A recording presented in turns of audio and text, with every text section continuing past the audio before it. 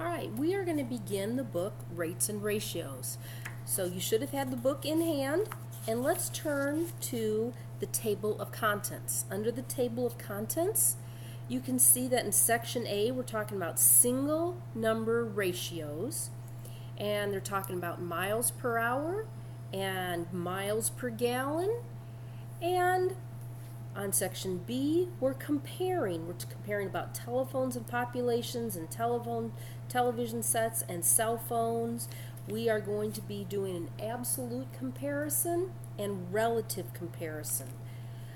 Under section C, we're doing different kinds of ratios. Sometimes we are comparing a part to a part. Sometimes we're comparing a part to a whole.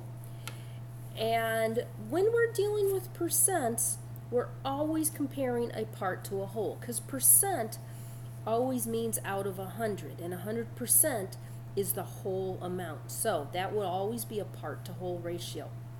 Then we're going to do some scale and ratio drawings. And when we talk about scale, we did multiplication factors in the book. It's all the same. So our multiplication factors are going to become our scale. As you recall, if they're larger than 1, then we're going to get an enlargement factor. If our scale or our multiplication factor is less than 1, we're going to get a reduction. And here's our scale factor again, where we're talking about smaller or larger. It's going to be enlarged or reduced. Read with me, read silently to yourself, or follow along and listen to me as we read the letter to the student. Dear student, welcome to the unit's Ratios and Rates. In this unit, you will learn many different ways to make comparisons. Do you have more boys or girls in your class? If you count, you might use a ratio to describe this situation. You can make comparisons using different types of ratios. You might notice, technical error there. You might have noticed speed limit signs posted along highways and streets.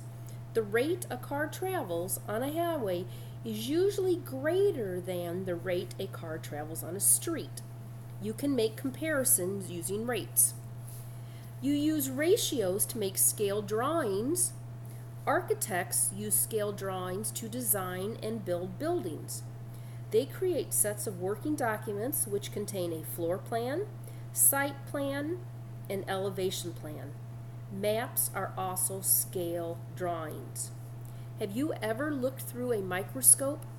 The magnification of the lens sets the ratio between what you see and the actual size of the cell.